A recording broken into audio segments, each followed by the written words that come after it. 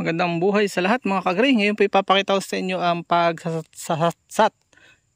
Nabubuyoy. Pagsasatsat. Hindi po ito yung satsat na marites. So, ang dalawang klase po ang tabas ng tatlo pa nga, yung isa ay bagin lang tinatanggal. Itong isa yung flat top kung sa gupit. Ayan pinuputol lang. Pinuputol. At yan ay may natitira pa rin.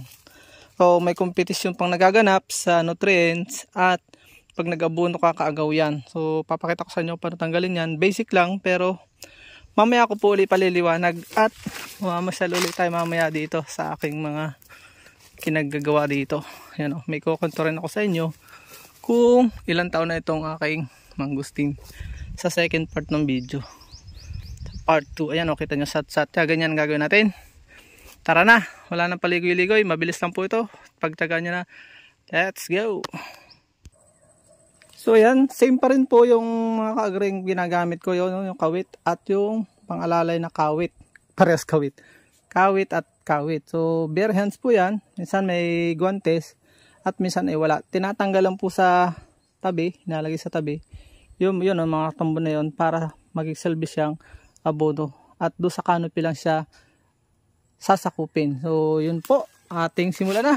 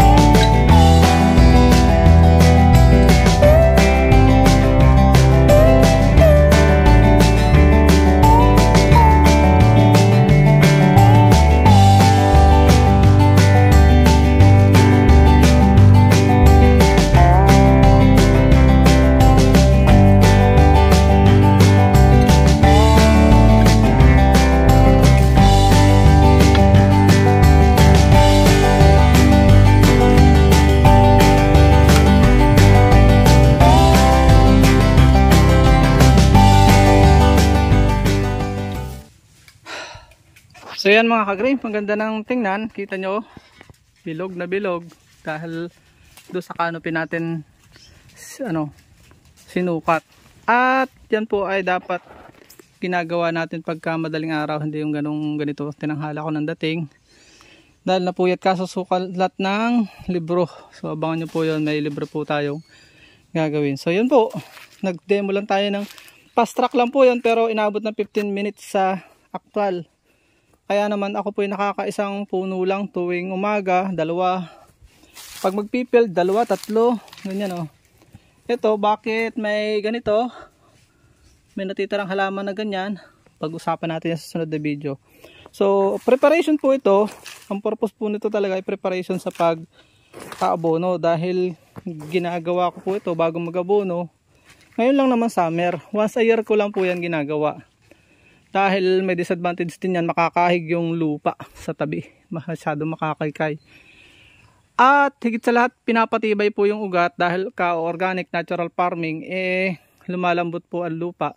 Kaya pag summer na ini-expose mo siya, tumitigas po yung lupa. So mas matagal pong sumibol ang damo kumpara dito sa flat top. Kahit sa gupit man din po ng tao, mas mabilis pong sumibol yung flat top kumpara sa sat-sat talaga na kalbo, pasintabi sa mga kalbo. Ano po, nalunta natin mga ka-grease. Pakita ko na lang sa inyo yung bago tayo magtapos, yung tapos na. Ganun lang po sa kabilis si Demon. Nag-demo lang ako sa inyo ng isa, baka kayo mainip.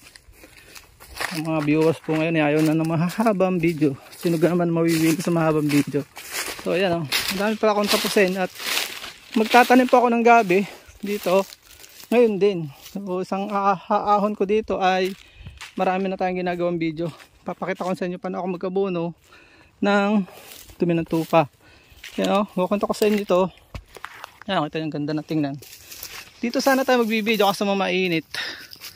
Yan ang ganda ng tingnan pagka linis, sat-sat. Kukwento ko sa inyo itong halaman ito, napakahalaga. So ganyan po, maganda ng tingnan. So ayan ito may mga halamang ganun nasa ilalim. Sat-sat po yan magtatagal mabilis po sumibol yung mga pako. May mga ugat dyan na nandiyan kaya kailangan kong tanggalin. Kinakamay lang minsan, mapapansin nyo. Minsan na ginugulo kaya tanim ako ng gabi at tricantera. Pakita ko sa inyo mamaya. So yan yan lang po. At pinakita ko sa inyo kahalagahan ng pagsasatsat. Ang pagsasatsat ba? Huwag na tayo magsatsatan dahil sa maritisan walang pakinabang. So ayan dito kayo magsatsat kung gusto nyo nang matuto ng pagsasaka sa amin. Ang pagsasatsat dito ay napakalaking pakinabang. See you sa susunod nating mga videos. Bye bye and God bless.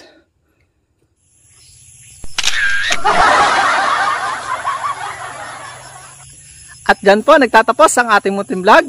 Kung kayo po ay mahilig sa ganitong klaseng mga upload, at bago lang po kayo sa aming channel, huwag nyo pong kalimutang mag-subscribe. I-hit nyo na rin po yung notification bell para updated po kayo sa aming upcoming videos. Maraming salamat, bye-bye, and God bless.